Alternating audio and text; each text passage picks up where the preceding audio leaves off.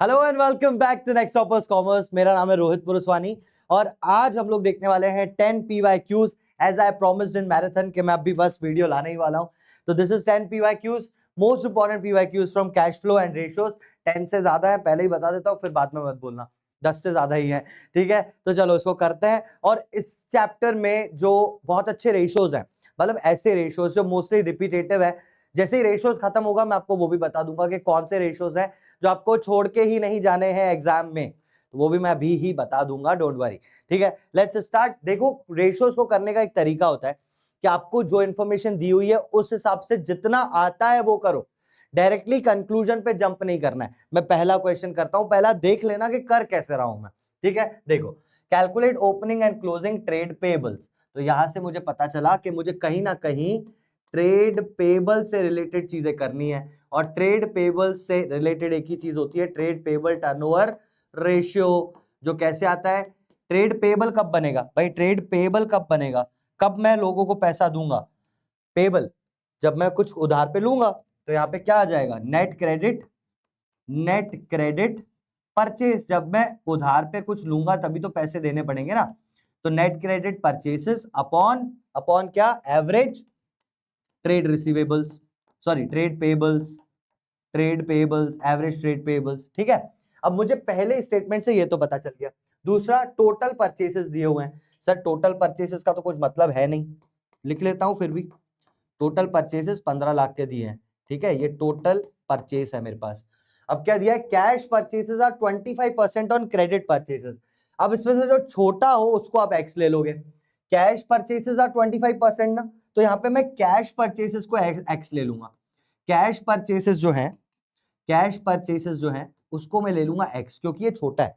ठीक है, cash purchases are 25% of credit purchases. तो क्रेडिट परचेसेस कितने हो जाएंगे सर, क्रेडिट परचेस वन, मतलब 25% यानी 1/4 है। कैश परचेस किसी चीज का 1/4 है, तो वो चीज कितनी हो जाएगी, 4x। ठीक है, अगर मैं कैश परचेस को x लेता हूं तो क्रेडिट परचेस हो जाएगा 4x। भाई 4x का 1/4 कितना होता है, x होता है। समझे आप, तो छोटे वाले को आप x लोगे तो थोड़ा सा तो दिमाग लगाना पड़ेगा कि इसमें x लूं कितना, लेकिन कैलकुलेशन बहुत ज्यादा इजी हो जाएगा। तो क्रेडिट परचेस 4x हो गया। Trade payable turnover ratio is 4 times. अब इसने बोला ट्रेड पेबल टर्नओवर रेशियो दिया हुआ है, मैं 1 मिनट के लिए इसको हटाता हूं। Trade payable turnover ratio 4 times है, ये भी मुझे दिया हुआ है। ठीक है, ट्रेड पेबल टर्नओवर रेशियो।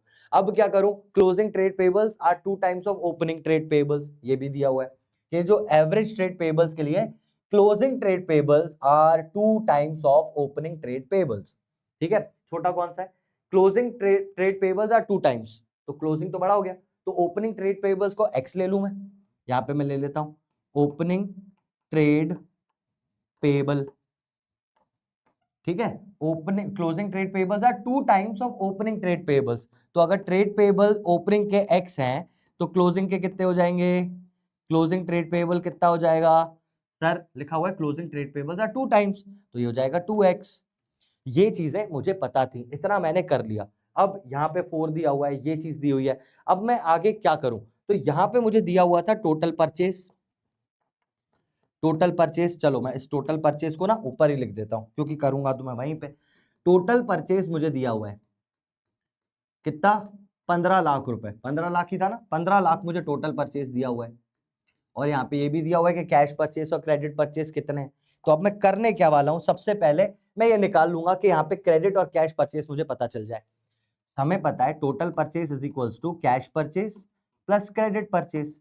तो अगर मैं इसको ऐसा करूं कि 15 lakh is equals to cash purchase x plus credit purchase 4x, तो मुझे पता चल जाएगा x की वैल्यू। ठीक है, कैसे, ये आ जाएगा 5x, और ये था यहाँ पे 15 लाख, 1 2 3 4 5, x निकालने के लिए 5 से 5 3 जा, तो x आ गया मेरे पास कितना, x आ गया कितना, 3 लाख रुपए।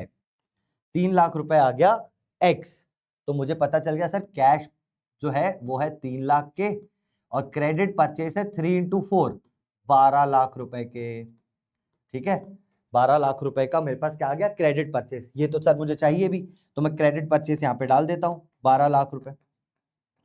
तो इससे अभी तो यहाँ पे 4 भी है, ये भी है, तो एवरेज ट्रेड पेबल निकल जाएगा। एवरेज ट्रेड पेबल निकल जाएगा, एवरेज ट्रेड पेबल निकाल लेते हैं। एवरेज ट्रेड पेबल को यहाँ पे लिखूंगा मैं, average trade payable is equals to, इसको काटते हैं 4 3 12 है ना, तो एवरेज ट्रेड पेबल आ गया 3 लाख। ठीक है 3 लाख आ गया, 3 लाख आ गया 4 3 12 करके। ठीक है एवरेज ट्रेड पेबल्स आ गए मेरे पास। अब एवरेज ट्रेड पेबल आ गए तो वहां पे ओपनिंग और क्लोजिंग ट्रेड पेबल्स भी दिए हैं। एवरेज ट्रेड पेबल का फॉर्मूला लगा दूंगा, हो जाएगा भाई। देखो कैसे sir, average trade payable is equals to opening trade payable plus closing trade payable upon 2। Yes और नो? यहाँ पे आ गया 3 लाख, तो मैं इसको कर दूंगा 3 lakh is equals to opening trade payable को क्या लिया है आपने x, क्लोजिंग को लिया है 2x और यहाँ पे अपॉन 2।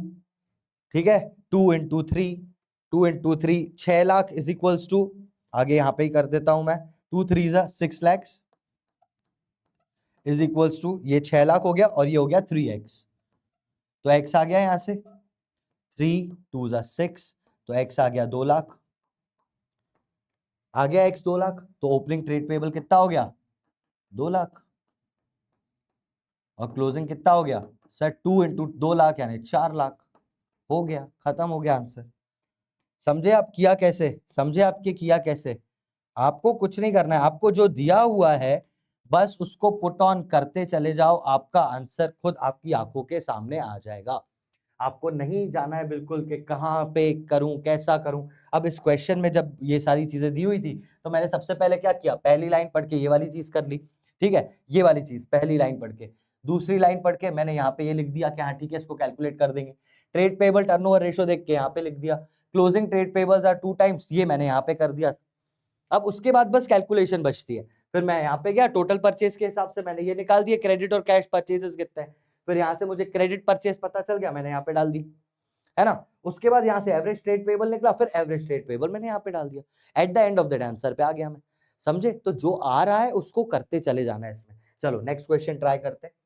यहाँ कितना है answer, opening trade pebbles closing trade pebbles कहाँ निकाला है भाई तुमने? 4 लाख रुपए क्लोजिंग, अपना भी भैया है ना 4 लाख रुपए क्लोजिंग। ठीक है चलो आगे बढ़ते हैं। X limited had a current ratio of, ये अब फिर से बहुत सारी चीजें देखो, इसको मैं लिखता चला जाऊंगा।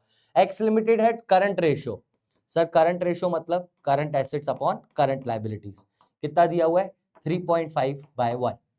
क्विक रेशियो लिख दूंगा मैं, quick ratio is quick assets upon current liabilities, कितना दिया हुआ है 2/1, 2:1। If excess of current assets over quick assets is represented by inventories and prepaid expenses, calculate। अब मुझे पता है कि यार ये क्विक और करंट का डिफरेंस तो होता है प्रीपेड और स्टॉक, यानी इन्वेंट्री और स्टॉक का डिफरेंस ही होता है। तो क्यों ना मैं ऐसा करूं कि मैं करंट एसेट्स क्विक एसेट्स, अच्छा हाँ इसमें एक चीज कर सकते हैं, वैसे तो मैं इसको दो तरीके से करता हूं, मैं आपको पहला तरीका बताता हूं। मैं इसमें क्या करता हूं, current assets is equals to 3.5 current liability लिख सकता हूं मैं इसको, 3.5 करंट लायबिलिटी लिख सकता हूं, ये भी कर सकते हैं। देखो quick assets is equals to 2 into current liability लिख सकता हूं, ये भी कर सकते हो आप करंट लायबिलिटी को एक्स भी ले सकते हो, वो आपके ऊपर है कि आप क्या कर रहे हो। डायरेक्टली करंट लायबिलिटी लेना है तो ठीक है, नहीं तो एक ये समझ में आ गया, एक्स की जगह करंट लायबिलिटी है बस। नहीं तो आप एक काम करो, आपको एक्स लेने की इच्छा हो रही है तो जो दोनों में कॉमन है, करंट लायबिलिटी कॉमन है ना, तो मैं let current liability be x ले लेता हूं। वैसे उससे बस स्टेप बढ़ेगा, उससे और कुछ नहीं है, करंट लायबिलिटी लिख के भी कर सकता था, पर अब मैं कर दूंगा, इसको मैंने एक्स लिया तो ये हो जाएगा current asset is equals to 3.5x current liability into 3.5। ठीक है, और यहाँ पे अगर मैं क्विक एसेट्स की बात करूं यहाँ पे, तो करंट लायबिलिटी को x मान लिया है तो क्विक एसेट्स हो जाएंगे 2x। ठीक है, आपकी मर्जी, आपको जो करना है करो।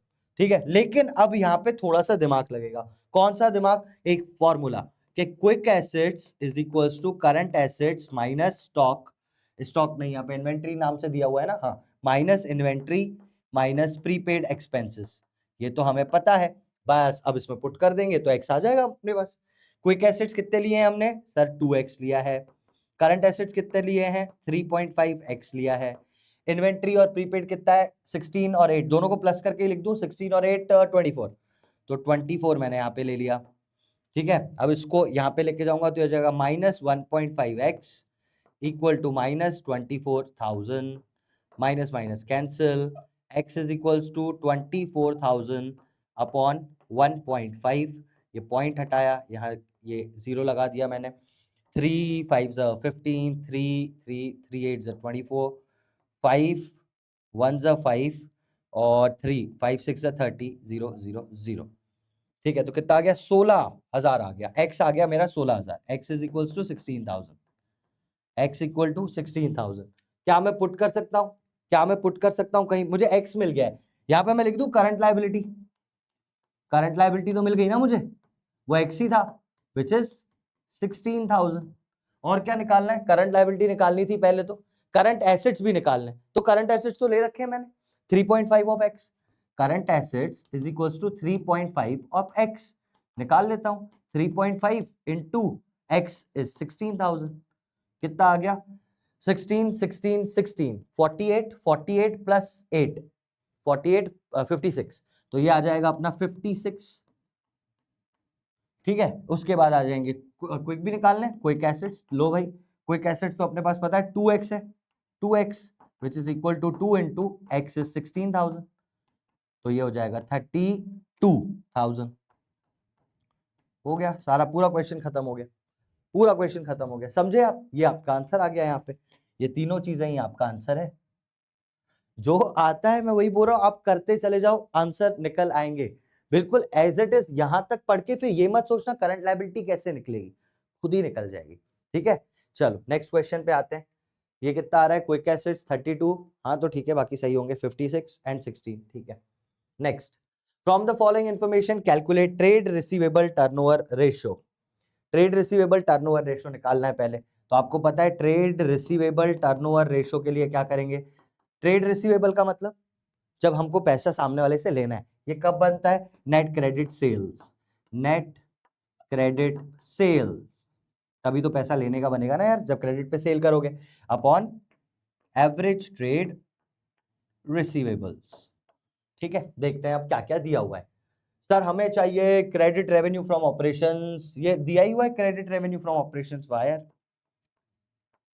क्रेडिट रेवेन्यू फ्रॉम ऑपरेशन सीधा सीधा दिया है, क्या बात है। कैश रेवेन्यू की जरूरत ही नहीं है हमें, तो क्रेडिट सेल्स ही चाहिए थी। Upon average trade receivables, trade receivables है ना डेटर्स और बिल्स पेबल, यहाँ पे दिए ही हुए हैं डेटर्स और बिल्स। अब लेकिन ना ओपनिंग दिया है ना क्लोजिंग दिया है, तो ऐसे में ना ओपनिंग दिया है ना क्लोजिंग दिया है, तो जो दिया हुआ है इसी को ही आप एवरेज मानोगे, इसमें डिवाइडेड बाय 2 नहीं करोगे आप। ठीक है, आप इसी को ही मानोगे, यही है हमारा, यही दोनों है ना। हाँ, तो 12 प्लस 7 19 और ये 20 लाख रुपीस आप डायरेक्टली क्या मानोगे बेटा?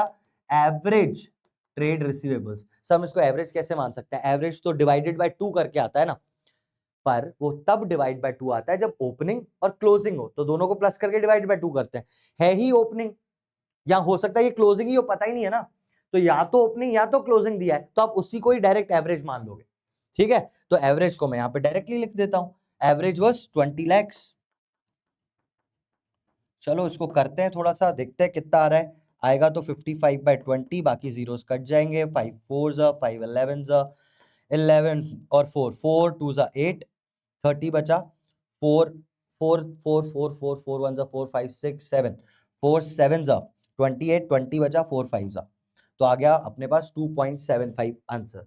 तो ट्रेड रिसीवेबल टर्नओवर रेशियो है 2.75, दैट्स माय आंसर। समझे आप? नेक्स्ट वाला देखते हैं क्या बोला है, क्या बोला है वो भी देख लेते हैं। दूसरे कलर से ही कर देता हूं, चलो। हाँ, दूसरा क्या बोला है? Operating profit ratio. Operating profit का फॉर्मूला क्या होता है भाई? ऑपरेटिंग प्रॉफिट का पूछ रहा हूं। ऑपरेटिंग प्रॉफिट सिंपल सा है बेटा, ऑपरेटिंग प्रॉफिट जो भी आपका ग्रॉस प्रॉफिट आएगा उसमें से आप ऑपरेटिंग एक्सपेंसेस माइनस कर दो। ऑपरेटिंग एक्सपेंसेस यानी main expenses of the business आप माइनस कर दो, तो आपके पास आ जाएगा ऑपरेटिंग प्रॉफिट। अब देख लेते हैं इसमें क्या दिया है। ऑपरेटिंग एक्सपेंसेस दिए हैं बेटा, ऑपरेटिंग एक्सपेंसेस दिए हैं, ग्रॉस प्रॉफिट रेशियो दिया हुआ है, तो जीपी निकाल के नहीं दिया हुआ। अब जीपी कैसे निकलेगा? पहले तो ग्रॉस प्रॉफिट चाहिए ना, ऑपरेटिंग एक्सपेंसेस तो दिए हुए हैं, माइनस तो कर दूंगा मैं ये 7 लाख, लेकिन पहले जीपी तो निकाल लूं, ग्रॉस प्रॉफिट तो निकले। कैसे निकलेगा ग्रॉस प्रॉफिट? कैसे निकलता है यार? सेल्स पे ग्रॉस प्रॉफिट निकलता है, ग्रॉस प्रॉफिट रेशियो इज 20%। एक और बात, ग्रॉस प्रॉफिट रेशियो दिया हुआ है, तो आप बताओ ये ऑन कॉस्ट है या ऑन सेल्स है? जब भी ग्रॉस प्रॉफिट रेशियो दिया हो ना, इसका मतलब ये 20% ऑन सेल्स ही है, और सेल्स आपको दिए हुए हैं यहाँ पे। ठीक है, सेल्स आपको दिए हैं, रेवेन्यू फ्रॉम ऑपरेशंस मतलब सेल्स, दोनों कैश और क्रेडिट दोनों को मिला के मानोगे। आप बोलोगे टोटल रेवेन्यू फ्रॉम ऑपरेशंस कितना है, 55 lakhs प्लस 15 लाख, कितना हो गया 55, 65 और 70 लाख रुपीस का सेल्स है। ग्रॉस प्रॉफिट निकाल लो, ग्रॉस प्रॉफिट 70 लाख रुपए का 20% बोला है इन्होंने, 20%, 7 2 14, 14 लाख रुपए अपना प्रॉफिट आ गया, ग्रॉस प्रॉफिट। ऑपरेटिंग प्रॉफिट निकाल लूं, ऑपरेटिंग प्रॉफिट निकाल लूं, ग्रॉस प्रॉफिट तो आ गया अपना 14 लैक्स, माइनस ऑपरेटिंग एक्सपेंसेस वो दिए हुए हैं 7 लाख, ये 7 लाख माइनस कर दिए मैंने, 14 lakh minus 7 lakh, operating profit आ गया अपना, कितना आ गया 7 लाख। समझे आप, 14 माइनस 7, ऑपरेटिंग प्रॉफिट आ गया 7 लाख। अब अपने को बस फॉर्मूले में पुट करना है, क्या फॉर्मूला है, operating ratio, operating profit ratio ना, ऑपरेटिंग प्रॉफिट रेशियो, हाँ operating profit ratio is equals to operating profit upon net sales, या फिर मैं इसको रेवेन्यू फ्रॉम ऑपरेशंस लिखता हूं, रेवेन्यू फ्रॉम ऑपरेशंस इनटू 100, ये आ गया 7 lakh.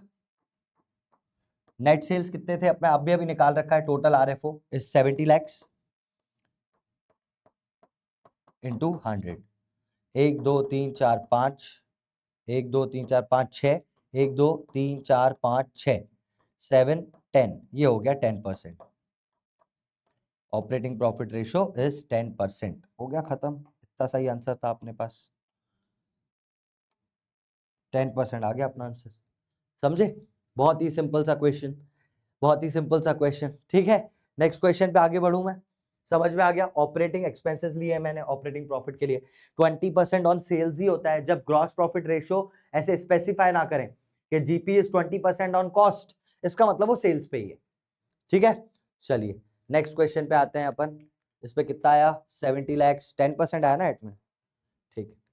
Next, average inventory of AB limited. अब इन्होंने सबसे पहले स्टार्टिंग ही की है एवरेज इन्वेंट्री से, जैसे ही एवरेज इन्वेंट्री मैंने देखी तो मुझे पता चल गया कि कौन सा फॉर्मूला लगाना है।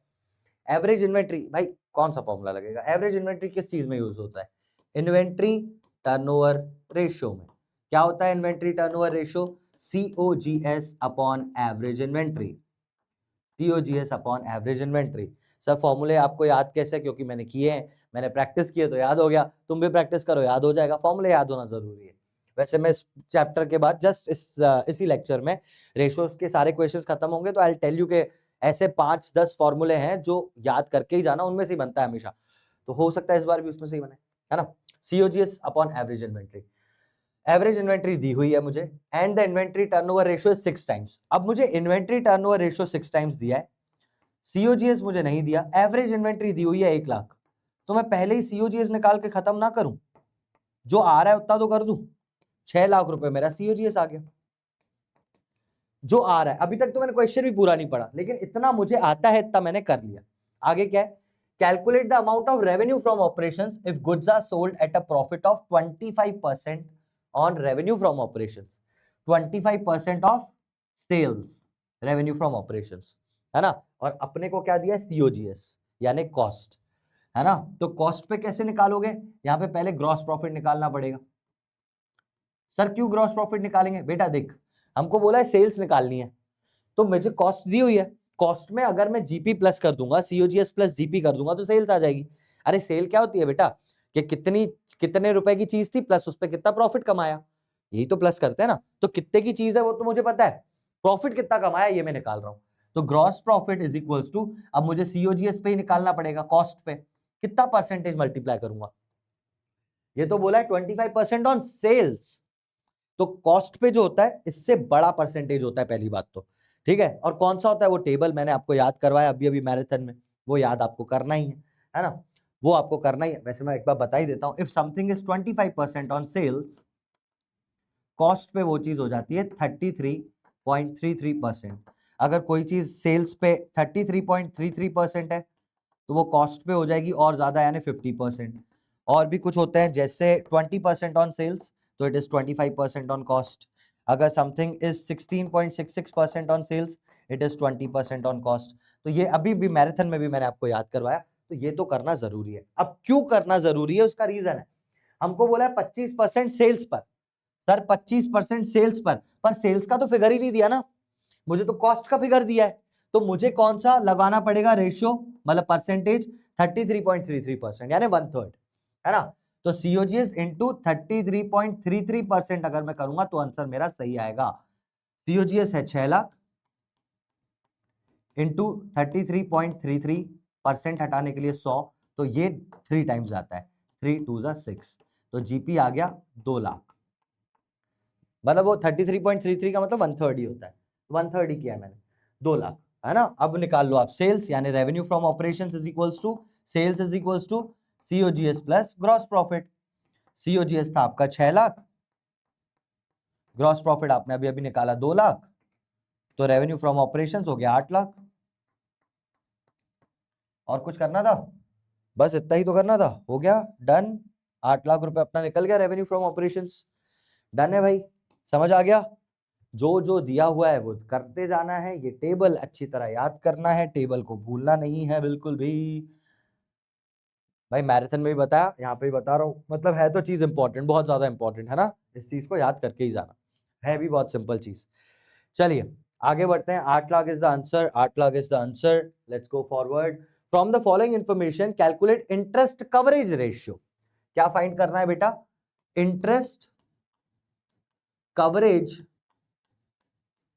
रेशियो। क्या होता है सर इंटरेस्ट कवरेज? अरे नेट प्रॉफिट कितना इंटरेस्ट कवर कर रहा है, मतलब मेरे इंटरेस्ट का कितने टाइम्स नेट प्रॉफिट है, वो इंटरेस्ट कवरेज रेशियो बताता है। तो फॉर्मूला भी वैसा ही बन जाता है, क्या बनता है, net profit before interest and tax upon interest on long term borrowings. जो भी आपके लॉन्ग टर्म डेट्स है उस पे इंटरेस्ट। अब वहां पे क्या दिया हुआ है, profit after interest and tax दिया है। देखो भाई, profit after interest and tax दिया हुआ है, और मुझे निकालना है प्रॉफिट बिफोर, मुझे निकालना है profit before interest and tax. कैसे निकालूंगा, मुझे तो आफ्टर टैक्स दिया हुआ है, और टैक्स का रेट दिया हुआ है क्या कहीं पे, रेट ऑफ इनकम टैक्स 25% और प्रॉफिट आफ्टर टैक्स इज 7,50,000। अब इस केस में एक और चीज, ये मैं बहुत सिंपल तरीके से बताता हूँ, सुनना ध्यान से सुनना। ये प्रॉफिट आफ्टर टैक्स है बेटा, अगर तेरे पास 100 रुपए हैं और तूने उसमें से टैक्स भर दिया 25%, यानी 25 रुपए, तो कितना बचता है सर, 75 रुपीज बचता है। इतना समझ में आया ना, पहला समझ में आया कि 100 रुपए में से अगर टैक्स भर दिया तो ये बचता है। अब यहाँ पे एक छोटा सा ऐसा सा डब्बा बना दे, ठीक है, प्रोपोर्शन कर रहे हैं अपन, प्रोपोर्शन, और कुछ नहीं कर रहे हैं यहाँ पे, कुछ खास नहीं है। मैंने क्या बोला आपको कि 100 रुपए में से अगर आपने ये 25 रुपए 25% टैक्स माइनस कर दिया तो 75 आ रहा है आपका, है ना। और ये जो 7,50,000 है, ये भी मैंने ऐसे ही किया, कुछ पैसा था उसमें से टैक्स भरा तो ये बचा। तो ये किसके इक्वल है, ये पूरे पैसे के इक्वल है या जो बचा हुआ है उसके इक्वल है? ऑब्वियसली आप बोलोगे कि सर 7,50,000 तो आफ्टर टैक्स है, तो जो बचा हुआ है ये उसके इक्वल है। तो बचा हुआ है 7,50,000, मैंने यहां लिख दिया। अब अपन क्रॉस मल्टीप्लाई कर देंगे तो अपना आंसर आ जाएगा कि पहले कितना था। इसको क्रॉस मल्टीप्लाई करोगे बेटा तो आ जाएगा 10 लाख। ठीक है, कैसे आया cross multiply, 7,50,000 into 100 divided by 75, तो आ गया 10 लाख। तो मेरे पास प्रॉफिट बिफोर टैक्स कितना था, ऐसे आ गया मेरे पास प्रोपोर्शन से। एक और तरीका बताता हूं, एक और तरीका बताता हूं। हमें प्रॉफिट आफ्टर टैक्स दिया है ना, पर बिफोर टैक्स आना है, तो ये किसके इक्वल है, मैंने अभी भी बताया, ये जो है 25% कट के जो बचा हुआ है वो है।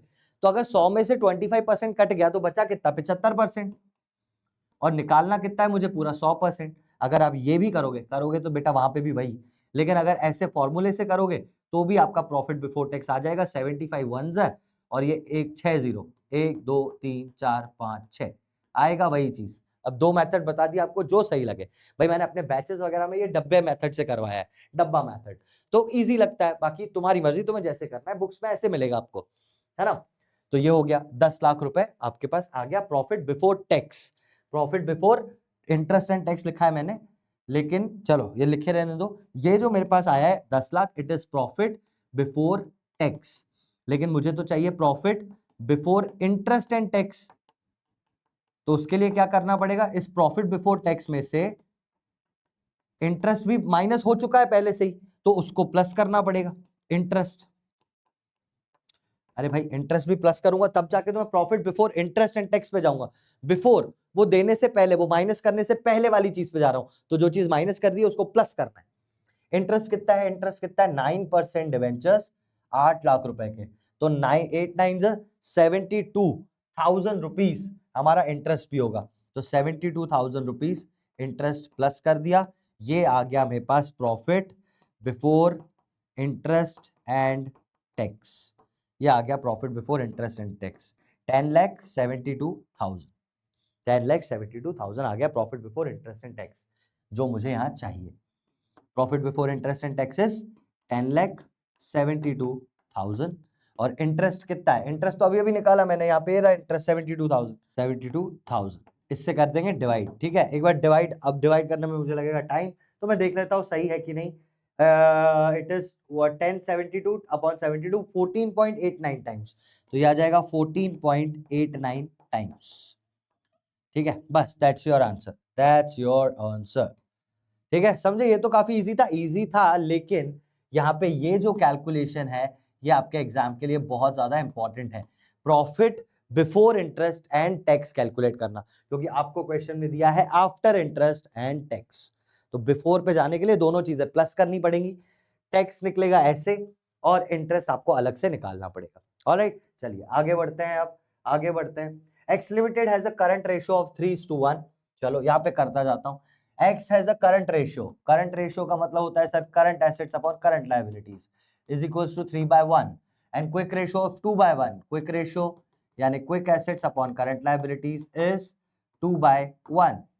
If the excess of current assets over quick assets are 24, excess of current assets over quick assets, excess of current assets over quick assets, इसका मतलब अगर current assets में से quick assets माइनस करूं तो मेरे पास 24,000 आ रहा है, ये बोल रहे हैं भाई।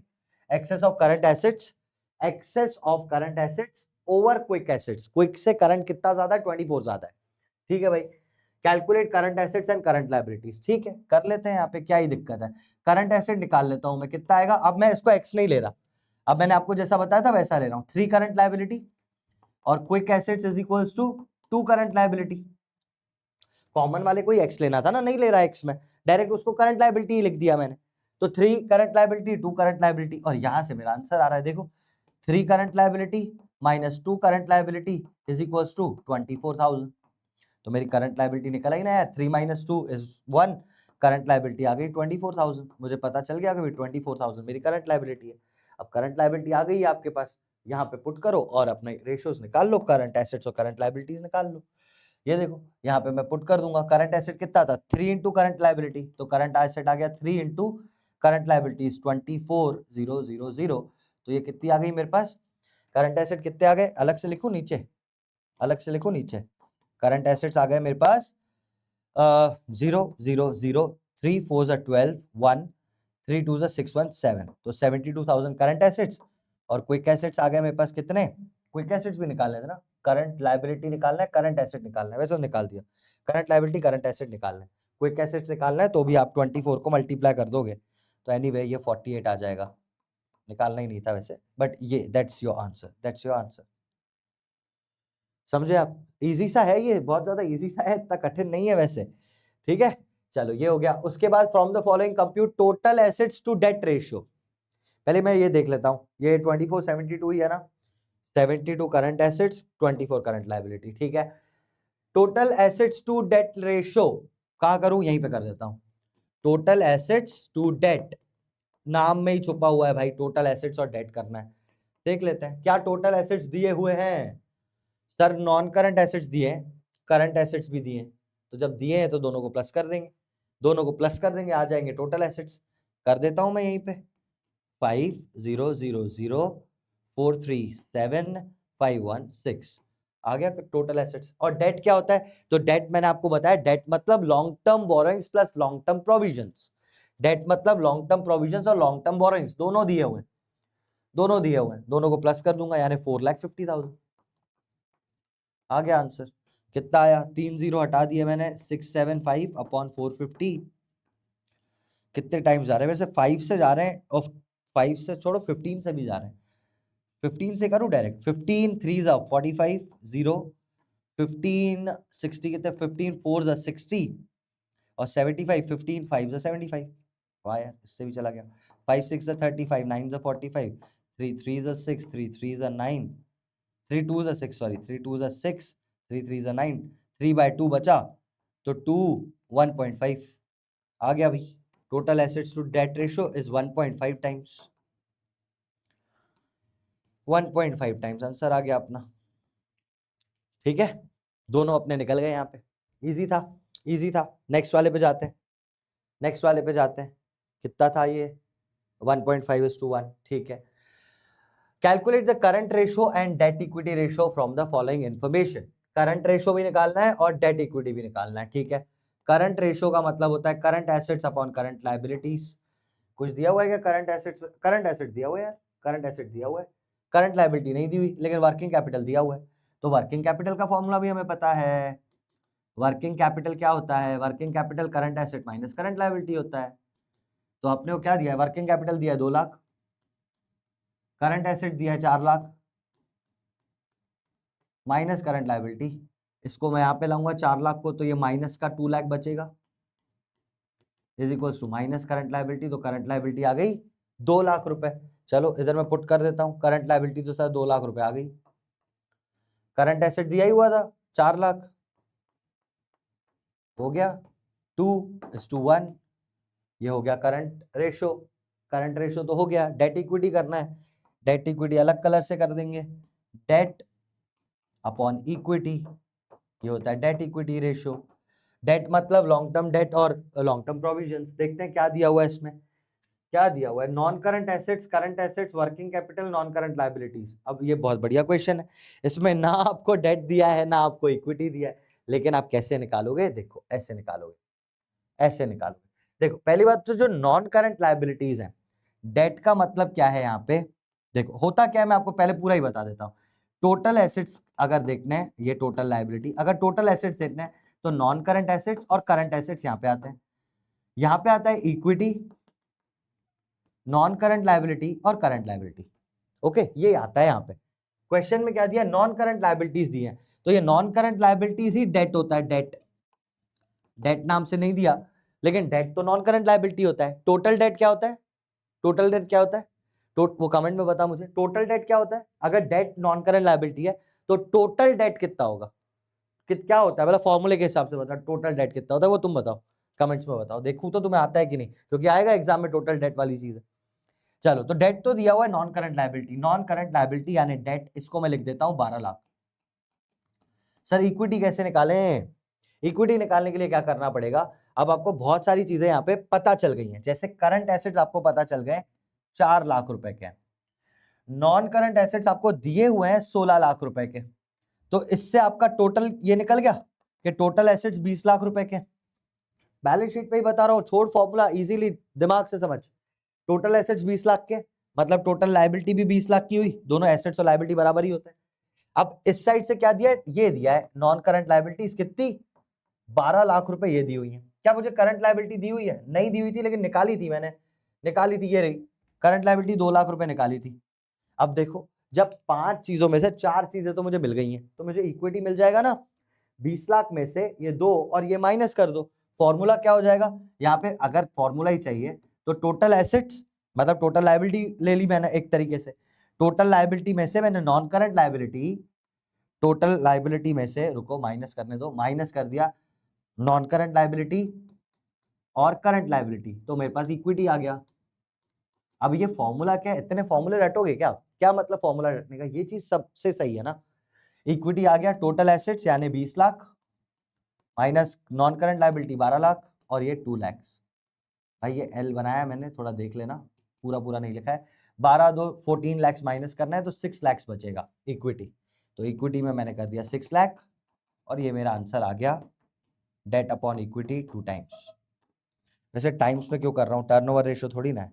2:1, 2:1, 2:1। ठीक है, डेट इक्विटी 2:1। समझे आप? डेट इक्विटी 2:1 आ गया मेरे पास। Next question, from the following information determine opening inventory and closing inventory. मैंने आपको अभी अभी ऐसा क्वेश्चन करवाया, ये क्वेश्चन आप खुद करो, है इसका सॉल्यूशन यहीं पे, या आप खुद से ट्राई करो। या अभी अभी ओपनिंग क्लोजिंग सबसे पहले वाला क्वेश्चन किया अपन ने, इसको आप खुद से ट्राई करो। Closing inventory was 20,000 more than opening inventory. Simple सा क्वेश्चन है, यू शुड ट्राई इट। ठीक है, आंसर वैसे इसका है यहाँ पर, आप देख सकते हो, लेकिन I want you to try. Alright, try कर लेना। अब इसके बाद आ जाता है कैश फ्लो। तो मैं आपको एक यहाँ पे आपको एक चीज बता देता हूँ, लेकिन आपके पास कुछ रेशियोज ऐसे हैं, मोस्ट इंपॉर्टेंट रेशियोज, मतलब आप सारी चीजें करो और ना करो, ये वाली चीजें जो है ना, ये तो आप करके ही जाना, इसको मत छोड़ना। कौन कौन से? Current ratio, quick ratio, inventory turnover ratio, inventory turnover ratio. इसके बाद आता है टर्नओवर में डेटर, डेटर्स या फिर ट्रेड रिसीवेबल बोलते हो आप इसको, पूरा ट्रेड रिसीवेबल लिख देता हूं, ट्रेड रिसीवेबल या फिर ट्रेड पेबल टर्नओवर रेशियो, ये भी बहुत ज्यादा इंपॉर्टेंट होता है। ठीक है, रिटर्न ऑन इन्वेस्टमेंट वाला जो रेशियो है वो, प्रोप्राइटरी रेशियो, प्रोप्राइटरी रेशियो, और कौन सा था, मैं ऑपरेटिंग प्रॉफिट था शायद, ये इंटरेस्ट कवरेज रेशियो भी मुझे ऐड करना है।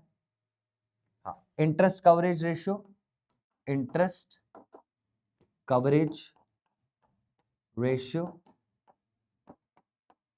प्रोप्राइटरी मैंने लिख दिया, और डेट इक्विटी और total assets to debt, debt equity, total assets to debt, total assets to debt. ये कुछ है जो आपको नहीं छोड़ने, बाकी मतलब छोड़ना तो यार बेटा कुछ भी नहीं है, लेकिन ये वाले रेशियोज कर ही देना, 1 2 3 4 5 6 7 8 9, ये 18 रेशियोज है वैसे, तो ये 9 भाई मोस्ट इंपॉर्टेंट बन जाते हैं, इनको कर ही लेना। ठीक है, आपका पेपर हो सकता है इन वाले रेशियोज में से तो आ ही सकता है, आता है क्योंकि बहुत बार। ठीक है, अब अपन आगे जाते हैं और कैश फ्लो के क्वेश्चंस भी जल्दी से देख लेते हैं। Read the following hypothetical situation and answer the given questions on the basis of the same। इतनी बड़ी hypothetical situation है, करना क्या है, cash flow from operating activities निकालना है। सबसे पहला काम क्या करना पड़ेगा, सरप्लस को ढूंढना पड़ेगा अपने को, जो आएगा रिजर्व्स एंड सरप्लस के अंदर। 1 दिया हुआ है, 1 पे जाऊंगा मैं, लिखा हुआ है सरप्लस इन बैलेंस शीट, मतलब बैलेंस ऑफ पीएनएल। ठीक है, कितना है सरप्लस, पिछला साल, प्रीवियस ईयर ये, करंट ईयर ये। हमें क्या करना रहता है, current year minus previous year. Current year है 75, प्रीवियस ईयर था 3,60,000। सर ये कैसे हो गया सर, करंट ईयर में कम है, हाँ भाई हो सकता है, करंट ईयर में प्रॉफिट्स आपके कम है, पिछले साल ज्यादा थे, इसका मतलब इस साल क्या हुआ है, लॉस। कितना लॉस, आप 3,60,000 में से ये माइनस करो, आंसर माइनस में आएगा 2,85,000, 2,85,000 माइनस का। ठीक है, यहाँ पे मैं लिख देता हूँ, सबसे पहले अपन वर्किंग नोट करेंगे, ये रहा working note, calculation of net profit before tax and extraordinary, 75 minus 36, 2,85,000, अरे चल जा,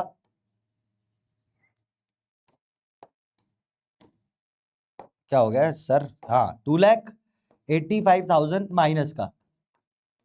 ठीक है, 2,85,000 माइनस का। अब ये तो मुझे पता चल गया कि ये वाली चीज तो है 2,85,000, और क्या है वो भी देख लेते हैं। तो 10% डिबेंचर्स वर इशूड ऑन, ये tax of 80,000 was paid during the year, मतलब प्रोविजन फॉर टैक्स का अकाउंट बनाना है आपको।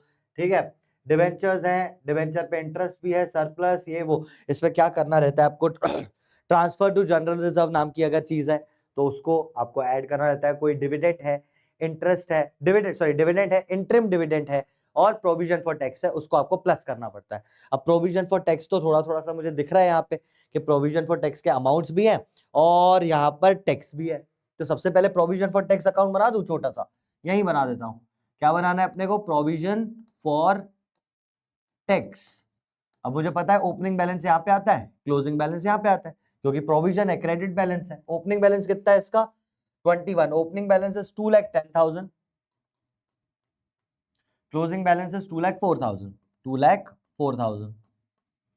और क्या दिया था, tax of 80,000 was paid during the year, paid 80,000 paid है, पेड कहां आता है, यहाँ पे पेड कहां आता है, डेबिट साइड, कितना 80,000 पेड ड्यूरिंग द ईयर। तो जो बैलेंसिंग फिगर बचेगा वो है tax made during the year, provision for tax made during the year, जो अपने को प्लस भी करना है अभी, है ना। तो इसको निकाल लेता हूं, कितना आएगा 284,000 और यहाँ पे आएगा 284,000 और इसमें से 2,10,000 गया तो 74,000 अपना बैलेंसिंग फिगर। ठीक है, 74,000 अपना बैलेंसिंग फिगर। और ये दोनों चीजें ऑपरेटिंग में अपन करते हैं। सबसे पहले tax made during the year को आप प्लस कर देते हो, तो tax made during the provision for tax made during the year 74,000 को प्लस कर दूंगा। कितना आ गया? 74,000 मुझे प्लस करना है। देखो बेटा, ये माइनस का है लेकिन इस पे 74 प्लस करना है, तो कैसे करेंगे? प्लस होगा तो माइनस ही बेसिकली। 0 0 0, 5 में से 4 1, 8 में से 7 1, 2 1 1, लेकिन आंसर आएगा माइनस का। 211,000 माइनस का अपने पास आया net profit before tax and extraordinary. Profit लिख रहा हूं पर माइनस लिख रहा हूं, मतलब लॉस है। तो यहाँ पे आएगा cash flow from operating net profit before tax. आपको प्रॉफिट, ऐसे प्रॉफिट देख के घबराहट हो रही है, आप लॉस लिख दो उसकी जगह, कोई दिक्कत नहीं है।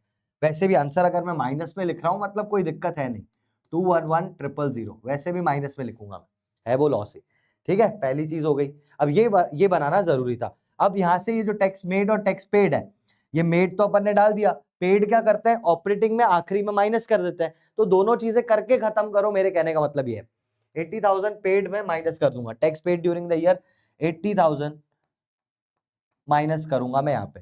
ठीक है, आप जब कैश फ्लो का स्टेटमेंट भी बनाओगे तो आप इसको पहले ही लिख देना नीचे की तरफ, मतलब कुछ एक 8 10 12 लाइनें छोड़ के नीचे लिख देना टैक्स पेड, तो आपका टेंशन खत्म हो जाएगा कुछ भी करने का।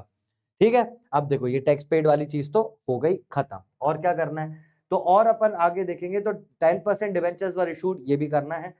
मशीनरी एंड अक्यूमुलेटेड डेप, ये डेप्रिसिएशन नाम की चीज यहाँ पे दी हुई है, तो डेप्रिसिएशन नाम की चीज दी हुई है, इसका भी अकाउंट बनाते हैं। बना दूं मैं? मशीनरी और अक्यूमुलेटेड डेप्रिसिएशन दोनों का अकाउंट बना देता हूं। कहां बनाऊं? यहां बना देता हूं। ये मशीन, ये अक्यूमुलेटेड डेप, मशीन अकाउंट या अक्यूमुलेटेड डेप अकाउंट। बहुत सिंपल है, देख बेटा, मशीन का ओपनिंग बैलेंस क्योंकि डेबिट है तो यहाँ पे, क्लोजिंग बैलेंस यहाँ पे, ओपनिंग बैलेंस क्योंकि ये प्रोविजन है तो ओपनिंग बैलेंस क्रेडिट साइड है ना, और क्लोजिंग बैलेंस डेबिट साइड। ठीक है, चलो करते हैं। मशीन का सर ओपनिंग बैलेंस था 645 1152, 6,45,000 11,52,000, 6,45,000 1152 सही है, 6,45,000 1152। डेप्रीसिएशन, अक्यूमुलेटेड डेप्रीसिएशन का देखो, ओपनिंग बैलेंस था 69,000 और अब है 144, 69,144, तो ये आया 69,000, ये 1,44,000। अब जो दिया है उसको कर लेंगे। क्या दिया हुआ है? क्या दिया हुआ है? क्या दिया हुआ है? कुछ भी नहीं दिया हुआ है यार। मशीनरी और डेप्रीसिएशन के लिए कुछ दिया ही नहीं हुआ है, तो यहाँ से क्या करेंगे अपन? डायरेक्टली डेप्रीसिएशन निकाल लेंगे, डायरेक्टली डेप्रीसिएशन निकाल लेंगे। यहाँ से निकल जाएगा, देखो इन दोनों का, यानी 144,000 और यहाँ पे आप लिखोगे सिर्फ 144,000, 144,000 में से ये माइनस करो, बैलेंसिंग फिगर आ जाएगा। ये है depreciation for the year on machinery, जिसको अपन प्लस करते हैं ऑपरेटिंग में, में कितना आ जाएगा? 144 में से 69 माइनस करो, 144 में से 70 माइनस किया तो आ जाता है 74, 74 में 1 प्लस किया तो 75,000 आ गया डेप्रीसिएशन प्लस करने लायक। सबसे पहले कर दूं डेप्रीसिएशन, ये वर्किंग नोट नंबर 3 में किया है मैंने। वर्किंग नोट नंबर वैसे तो अपना 2 ही बनाइए, चलो मैं फिलहाल के लिए 3 लिख देता हूं क्योंकि यहाँ लिखा हुआ है वर्किंग नोट 3। तो डेप्रीसिएशन वर्किंग नोट नंबर 3 में से आया 75,000 प्लस करने का। अब आप बोलोगे सर फिर मशीन अकाउंट क्यों बनाया? भाई मत बनाओ, अगर इन्वेस्टिंग एक्टिविटीज होंगी तो फिर इसका बैलेंस कहां पे आ रहा है? इधर, ये परचेसेस होगा, इन्वेस्टिंग एक्टिविटी में आएगा। यहाँ पे अगर आप इसको नहीं भी बनाते तो भी कोई दिक्कत नहीं थी, नहीं बनाते तो भी कोई दिक्कत नहीं थी, क्योंकि कोई एडजस्टमेंट तो था नहीं, तो एक ही अकाउंट से भी काम चल रहा था। लेकिन अगर इन्वेस्टमेंट एक्टिविटी आई तो वो तो बनाना ही पड़ेगा।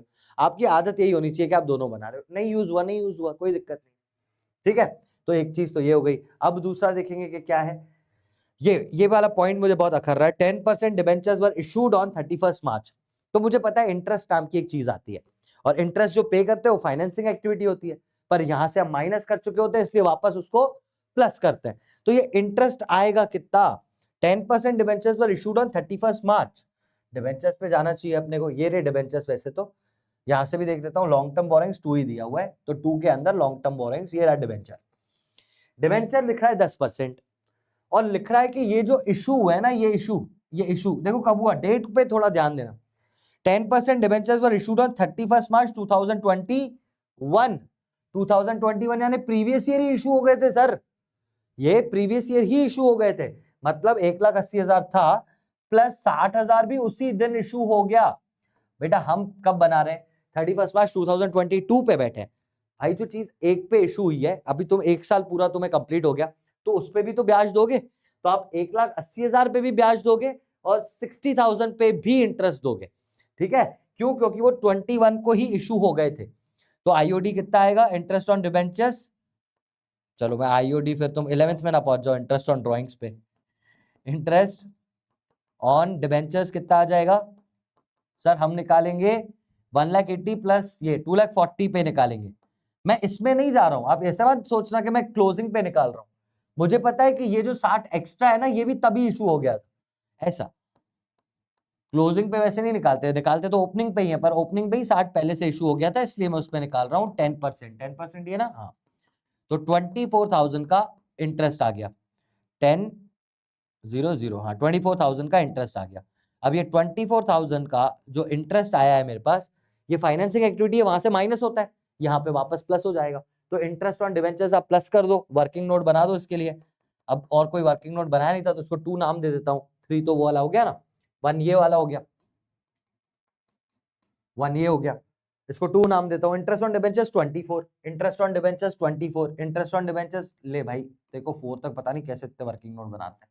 हाँ कितना था, 24,000, दोनों को प्लस कर दिया, कितना आया 0,00549,729, 99 प्लस करना है, 99 प्लस करना है, और वो ऊपर माइनस का फिगर है, तो मैं पहले माइनस कर देता हूँ। 1,00,000 माइनस करता हूँ तो 111, फिर 1,000 प्लस तो 112,000, ये आ गया 112,000 आ गया। ऑपरेटिंग प्रॉफिट यानी ऑपरेटिंग लॉस आया, वैसे तो माइनस का ही है, तो operating loss before working capital changes. अब आपको क्या करना है, सिर्फ वर्किंग कैपिटल देखना है। कहां दिखता है वर्किंग कैपिटल, मैं आपको बता देता हूं। सिर्फ आपको करंट करंट करंट का करंट लायबिलिटीज और करंट एसेट्स, इनमें देखना है, बस हो गया क्वेश्चन, इनमें देखना है एंड खत्म। ट्रेड पेबल्स, ट्रेड पेबल यानी करंट लायबिलिटी, आपको पता है ना क्या करते हैं, रुको मैं पहले बता दूं आपको क्या करते हैं। अगर अगर अगर अगर कहां लिखूं, यहां लिख देता हूं। अगर कोई करंट एसेट बढ़ रहा है या करंट लायबिलिटी कम हो रही है तो ये अच्छी बात है, अच्छी बात है कि लायबिलिटी कम हो रही है तुम्हारी, एसेट बढ़ रहा है, तो ये तो अच्छी बात है। अच्छी बात पे माइनस करते हैं, अच्छी बात पे माइनस करते हैं, अच्छा है तो रो। और अगर बुरा है, करंट एसेट कम हो गया सर, करंट लायबिलिटी बढ़ गई, ये तो गलत बात है, इसको प्लस करो। गलत बातों को प्लस उल्टा करते हैं यहाँ पे, है ना। तो अभी देख लेते हैं क्या दिया हुआ है, यहाँ पे लिखा हुआ है 60 से 18 हो गई कोई चीज, ट्रेड पेबल यानी करंट लायबिलिटी क्या हो गई, कम हो गई। करंट लायबिलिटी कम हो गई, कितने से, 60 से 18, यानी 42,000 कम हो गई है, कम हो गई है, अच्छी बात है। लेकिन अपने को क्या करना है, माइनस, तो 42,000 करूंगा minus, 42,000 minus minus minus minus, decrease in trade payables, ये माइनस 42,000 माइनस करूंगा मैं, डिक्रीज इन ट्रेड पेबल्स, ठीक है, decrease in trade payables minus किया। दूसरा, शॉर्ट टर्म प्रोविजंस के आगे 3 दिया हुआ है तो 3 पे चले जाओ, देखो ये तो अपन ने कर लिया है ऑलरेडी, है ना, ये तो अपन ने कर लिया है, ये भी कर लिया है, ये भी हो गया, ये भी हो गया, है ना, तो इस पे तो कुछ देखना ही नहीं है, यानी दिस इज ऑलरेडी डन, ये हो गए। यहाँ देखो इन्वेंट्रीज, इन्वेंट्रीज का क्या है, पहले इन्वेंट्री क्या थी, 3,87,000 थी, अब 3,54,000 हो गई है। तो सर ये तो करंट एसेट कम हो गया है, बिल्कुल करंट एसेट कम हो गया, गंदी बात है, बुरी बात है, तो इसको वापस प्लस करेंगे, है ना, बुरी बात पे उल्टा करना है, प्लस करना है। कितना है भाई, 87 में से 54 जाता है तो कितना बचता है, 3 और 5 6 7 8 3, 33,000, 33,000 प्लस कर देंगे अपन, increase in decrease in current, decrease in inventories, 33,000 plus कर देंगे, ठीक है। ये दोनों भी हो गए, मतलब ये operating loss before working capital changes, ये वर्किंग कैपिटल के चेंज भी मैंने दिखा दिए। अब ये दोनों दिखा दूंगा तो आ जाएगा कैश यूज्ड इन ऑपरेशंस, देख लेते हैं कितना आया है। 42 माइनस का 33 प्लस का, यानी 9,000, 42 33 43, हाँ 9,000 माइनस का, 9,000 माइनस का आ गया इसका बाहर। तो कैश यूज इन ऑपरेशंस कितना आ गया यार बेटा, दोनों को प्लस कर देंगे, 0 0 0 9 10 11 1 2 1 माइनस का, और इस पे से अब 80,000 और माइनस करने, क्योंकि माइनस है, माइनस माइनस प्लस, तो अगर दोनों को माइनस कर दिया तो आंसर कितना आएगा 8 और प्लस करना है 1 0 0 0 8 2 10 1 2 2 0 1 0 0 माइनस का, अगर माइनस का आया तो दैट इज कैश यूज्ड, तो cash used in operating activities आ गया 2,01,000 एंड दैट्स आवर आंसर। ठीक है, जल्दी से इसका स्क्रीनशॉट ले लो, एक 2,01,000 स्क्रीनशॉट ले लो। ठीक है, आगे बढ़ते हैं अब नेक्स्ट क्वेश्चन पे।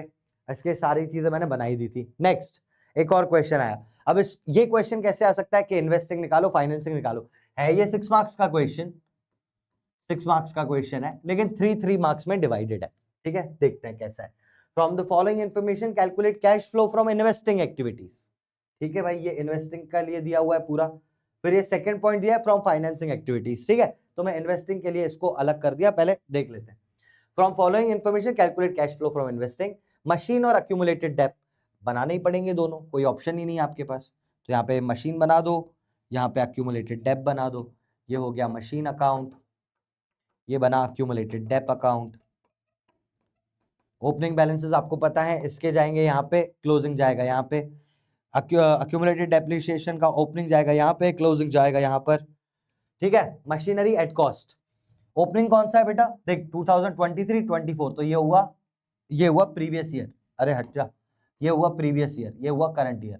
प्रीवियस ईयर के वैल्यूज ओपनिंग होते हैं। प्रीवियस 3 लाख, तो पहले था सर 3 लाख, अब हो गया 3,80,000, 3,80,000। अक्यूमुलेटेड डेप्रिसिएशन की बात करूं तो पहले था 45,000, अब हो गया 62,000, अब हो गया 62,000। ठीक है, बैलेंसेस पुट ऑन कर दिए, ये सारे बैलेंसेस हो गए। अब अपने को पढ़ना है एडजस्टमेंट को। क्या बोलता है adjustment, a machine costing 50,000 on which accumulated depreciation was 20,000, एक मशीन जिसके ऊपर 20,000 का डेप्रिसिएशन था, तो ये डेप्रिसिएशन आया, depreciation on part of machinery. कहां लिख दे हो, यहां पे लिखते हैं depreciation on part of machinery sold, कितना है 20,000, तो एक तो यहाँ पे लिख दूंगा, और इसी चीज को यहाँ पे भी लिखते हैं depreciation on part of machinery, depreciation on part of machinery कितना 20,000, यहाँ पे भी लिख दिया। ये कहीं नहीं आएंगे, यहाँ पे आया खत्म, इसको कहीं पे ऐड माइनस कुछ नहीं करना। ऑपरेटिंग में सोच रहे होगे आप, ये कुछ नहीं आता, ये कहीं नहीं आता। यहाँ पे जो बैलेंसिंग फिगर डेप्रिसिएशन का निकलेगा वो आएगा ऑपरेटिंग में, अभी ऑपरेटिंग बनाना ही नहीं है। Was sold at a profit of 10%, पहले तो देखो कितने की हुई, 50,000 की थी, 20,000 डेप्रीसिएशन लग गया, 50,000 की थी, 20,000 डेप्रीसिएशन लग गया, तो आज कितने की हुई वो 30,000 की, 30,000 की हुई, और वो 10% के प्रॉफिट पे सेल हो रही है। ये चीज 10% के प्रॉफिट पे यानी कितने पे 33,000 पे सेल हो रही है ना। तो आप यहाँ पे लिख दोगे बाय बैंक, यानी सेल्स का फिगर कितने में बिकी 33,000 में बिक रही है सर। 3,000 का प्रॉफिट हुआ है, प्रॉफिट अपन इस साइड लिखते हैं प्रॉफिट ऑन सेल, कितना 3,000, खत्म हो गया, बस इतना ही करना था। बस अब सारी कैलकुलेशंस कर लेते हैं अपन, ज्यादा बड़ा साइड मुझे यही दिख रहा है, कैलकुलेट कर लेता हूँ।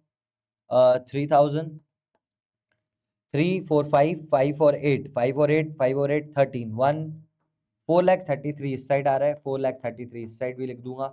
4,33,000 में से 3,03,000 माइनस करना है, 3,03,000, तो 3 तो बची गया 30,000, और 4 में से 3 गया 1,30,000, और ये आ जाएगा परचेसेस, ये आए परचेसेस, है ना। और इस साइड का भी अगर निकाल लूं, वैसे तो जरूरत नहीं क्योंकि ऑपरेटिंग नहीं बना रहा हूं, पर अगर निकाल लूं तो ये आ जाएगा 82,000, और 82,000 यहाँ पे आ जाएगा डेप्रीसिएशन फॉर द ईयर जो आप ऑपरेटिंग में प्लस करते हो। 82 में से 45 माइनस करना है, 82 में से 45 माइनस करना है, 82 में से 45 माइनस करेंगे कितना बचेगा 7 और 3 37, तो 37,000 यहाँ आएगा। वैसे इसका कुछ करना नहीं था, मैं आपको बता देता हूँ क्यों। भाई डेप्रीसिएशन में निकलता है, ऑपरेटिंग में प्लस करते हो आप, तो अभी तो ऑपरेटिंग बना नहीं रहे, हटाओ। डेप्रीसिएशन ऑन पार्ट मैंने बोला कहीं नहीं आता, बचा पर ये profit on sale of fix assets, operating में क्या हो जाता है लॉस प्लस होता है, प्रॉफिट माइनस होता है ऑपरेटिंग में। लेकिन अभी मुझे सिर्फ इन्वेस्टिंग निकालनी थी बच्चे, तो मैं सिर्फ लूंगा परचेसेस और सेल्स। तो अगर आप इन्वेस्टिंग एक्टिविटी से बना लेना पूरा, है ना, proceeds from proceeds from sales, जब सेल करी तो पैसा आया, सेल करी तो पैसा आया, सेल करी तो पैसा आया, कितना आया 33,000 आया। परचेज करी तो पैसा गया, ठीक है।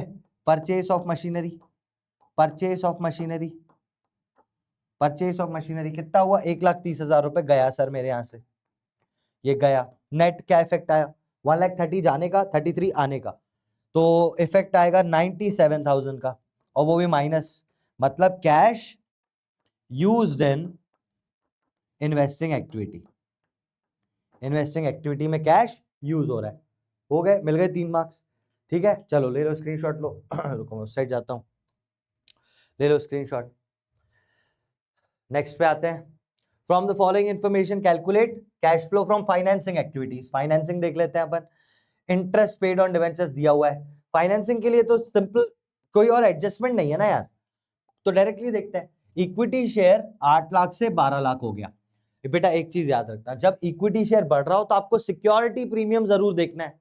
अगर इक्विटी शेयर बढ़ रहा है तो हो सकता है शेयर प्रीमियम पे इशू हो, तो सिक्योरिटी प्रीमियम जरूर देखना है। तो इक्विटी शेयर बढ़ रहा है, यानी इसमें मैं पहले लिखूंगा proceeds from issue of equity shares. Equity shares हमने सर इशू किए हैं तो हमें पैसा मिलेगा, कितना मिलेगा सर 4 लाख, तो ये मिलेगा, प्लस सिक्योरिटी प्रीमियम को देखो, ये रहा सिक्योरिटी प्रीमियम 1 लाख था 1,40,000 हो गया, मतलब 40,000 रुपए प्रीमियम पे इशू किया है, तो ये 40,000 रुपए और मिलेंगे मुझे। तो टोटल मिला के कितना पैसा मिला 4,40,000 रुपए का इनफ्लो, 4,40,000 का इनफ्लो, इतना पूरा पैसा मुझे मिला।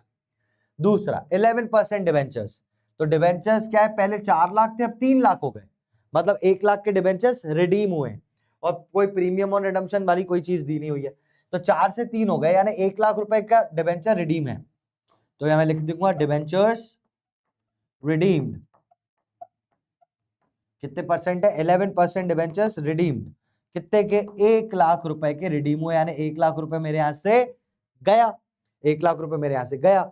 और क्या है सिक्योरिटी, अब ये हो गया, ये हो गया, ये हो गया, लेकिन परसेंटेज था, अगर परसेंटेज होता है, परसेंटेज होता है तो अपने को एक चीज का ध्यान रखना है कि हो सकता है इंटरेस्ट देना पड़े।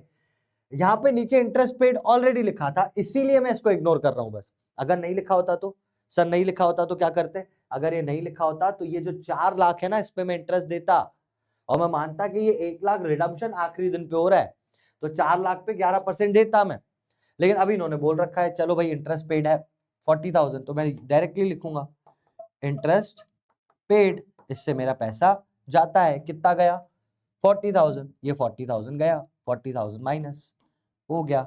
अब देखो आंसर प्लस का है या माइनस, आंसर तो प्लस का आ रहा है, और 1,40,000 माइनस करने तो 3 लाख आंसर आएगा, और 3 लाख है cash flow from, flow from, cash flow from कौन सी activities, cash flow from financing activities, flow लिखूंगा मैं क्योंकि प्लस का आंसर है।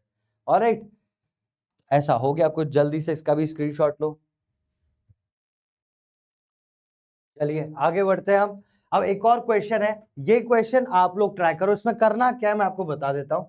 पूरा का पूरा एक क्वेश्चन दिया हुआ है, इसमें क्या बोल रहे हैं, एडिशनल इंफॉर्मेशन में part of machine costing 1,25,000, accumulated depreciation 50,000, मतलब ये हो गई पार्ट ऑफ मशीन का डेप्रिसिएशन, जो 2 जगह आता है अकाउंट में, मतलब ये मशीन अकाउंट, ये अक्यूमुलेटेड डेप, अक्यूमुलेटेड डेप में यहाँ पे आएगा, मशीन में यहाँ पे आएगा, और कहीं नहीं आएगा। तो एक चीज तो यही, अभी भी करवाया मैंने आपको क्वेश्चन ये। और interest on debentures was paid on debentures 1,25,000, तो आपको डिवेंचर्स पे इंटरेस्ट निकालने की भी जरूरत नहीं है, वो दिया हुआ है कि कितना दिया है, कितना हमने पे किया है। करना क्या है, calculate cash flow from investing and financing activities. ज्यादा कठिन इसमें कुछ है ही नहीं, मैं आपको बस इतना बता देता हूं, मैंने पहले भी बताया फिर से बताता हूं, स्टार्टिंग में भी एंड में भी, कि जब आप फाइनेंसिंग करते हो तो कहीं ना कहीं आपका आंसर यहाँ, फाइनेंसिंग यहां से निकल जाता है। जब आप इन्वेस्टिंग करते हो तो ये नॉन करंट एसेट्स, ये रहा इन्वेस्टिंग वाली चीजें यहां से निकल जाएंगी। बस इतना सा करना है, आराम से दोनों क्वेश्चंस को ट्राई करना, दोनों मतलब एक ही क्वेश्चन है, 6 मार्कर और हैवी पीवाईक्यू है ना, प्रीवियस ईयर में आ चुका है ये क्वेश्चन 2022 में। हाँ, तो इसको भी कर लेना आप एक बार। आंसर्स भी मैं दे रहा हूं पर आंसर्स देखना मत भाई, पहले तो खुद उसको ट्राई करना, आंसर्स भी है हालांकि, but try it yourself. Alright, so that was all for today from my side, guys. That was PYQs, most important PYQs. Exam में ऐसा ही कुछ आपको देखने को मिलेगा. अगर आपसे ये बन रहा है अच्छे से तो बहुत ही बढ़िया, नहीं बन रहा है तो ट्राई करो. मैंने मैराथन्स में आज ही बहुत सारी चीजें करवाई हैं. आज मतलब इट इज 21st, तो आज मैंने बहुत सारी चीजें करवाई है marathon of cash flow and ratios में. बहुत ज्यादा लंबा, बहुत ज्यादा चीजें करवाई हैं. ये तो सिर्फ PYQs थे, तो वो भी आप देख लेना और करना, क्योंकि ऐसे क्वेश्चंस एग्जाम में आते हैं. All the best for your exams. मैं मिलता हूं अगली क्लास में. Till then take care everyone and bye bye.